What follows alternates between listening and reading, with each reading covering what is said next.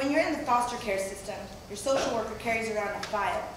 This file contains all information that is considered important for anyone dealing with youth. What this means is this file contains all of the screw-ups you've had in your short life.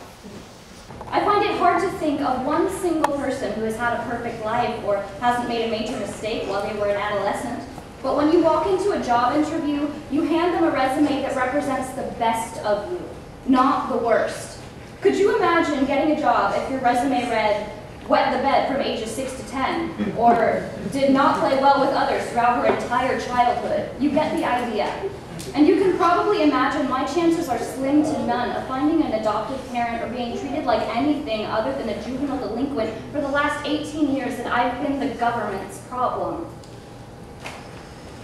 It's like the perspective of foster care and like how youth are treated and like just how we carry around that file, and that's the first thing people see, and the play just shows that.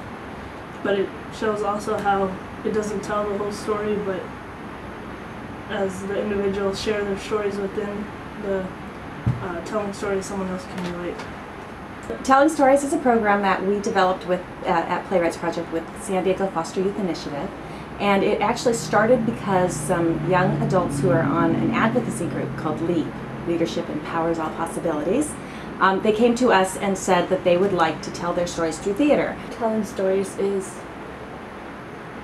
another perspective of what goes on with the foster children, because a lot of times their words are edited for court reports, or when they hope the individual is not necessarily at their most highlights of their life, while a lot of times our flaws are overshadow our accomplishments, and how, I don't know, it gives the foster youth a voice that otherwise probably would not be heard. Kareem Barry from San Diego Foster Youth Initiative worked with us to write a proposal to the San Diego Foundation, and they selected 8 arts organizations in San Diego with the focus on social change, of using the arts to get society, community to get together and to create change. And that's what this grant provided us to do. It was a planning grant, so we had a year of planning the program and pulling in partners and figuring out the needs and the strategies, and now we're moving forward with the program year next year. A couple of foster youth have gotten together and we've taken stories from our lives and turned it into play stage acts, I guess you can say, our real life experiences, so that we can somehow get our message out there about other things, the ins and the outs of the system, positive and negative, so that people can see and also get a different point of view, more on a blunter point of view, more say, because a lot of things are sugar-coated, or they get things but they don't get the full story, and they get to see normal girls from 4 different lifestyles, and we're taking full life experiences and putting it in a play and getting it out there, and we're trying to get a message across at the same time as trying to change something slowly, but it's going to take time to progress. They came to us, they suggested the name of it. They said every time we tell people about our experiences, they say, oh, that's not true, you're telling lies, you're telling stories. And so that was the name that they came, and we worked with them to develop it. It's really a program that we work with them to tap into their past, to tell things that have happened, to reflect on what they learned from those experiences, and to craft it into a dramatic vignette so they can communicate it to people.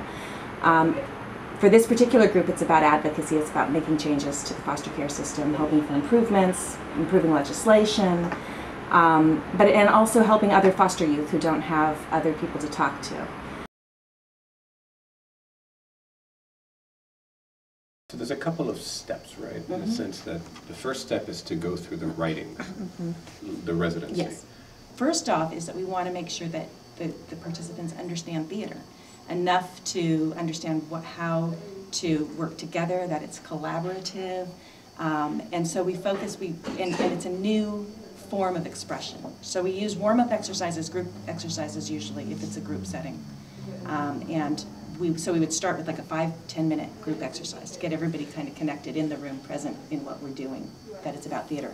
And then we would work on a writing exercise. So we might say, let's pick a moment in your life. Everyone just sit separately with a piece of paper, and we're going to think about a time in your life, or a place. Let's look at a place where you felt safe, where you could go to when there was a time of problems. And just kind of, you know, you can close your eyes or you can just sit and think for a minute, and let's concentrate on what you might hear, what you might smell, what you might see. What does it feel like? And just do a quick write. Just write about it. What's just happened? You know, what are you thinking? What are you feeling? And give that embodiment of what it's like to be there. And that may be something that then evolves into a story that someone uses, or it may be just that it just kind of freed you up to write, and it's something you don't come back to later. And so I'm envisioning that each of the youth involved will have their own portfolio of writings that they kind of keep to themselves, and they have this information, and then they might draw on some of those ideas. It might trigger other ideas. So we'd work on some free, quick writes. We'd read some out loud if people were willing to share them. We'd discuss them. We'd say, what questions do you have about this character? We really said the pilot is really about, let's go through the process of going through the writing. I know that there's a lot of sharing, you know, that this is a very sensitive topic, and so we want to make sure that the residency instructors understand, you know, some of the boundaries about what you pull out of a story. And the idea is to provide the instructors an idea of what do you pull, when do you stop, you know, digging? How do you keep it safe? Yeah. The residency is the first step, and then the next step is really on the going through the production side of it, staging of it, yeah. Right, and so there's so the idea is for us to find enough lead board members, you know, who want to do the writing, and then there's going to be probably, you know, some of you who want to be more involved in the actual, you know, going through the production and talking with the actors, talking with the production, you know, team to really make sure that it captures what's in the words, that the words, you know, the feeling comes from the words onto the stage, right?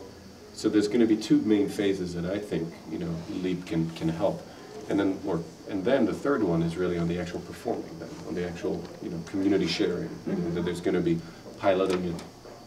The actual finished play, or plays, whatever format it takes, with, you know, a couple of different audiences, so that we can get their response to, hey, did you connect with this? Did it hit what we're trying to accomplish?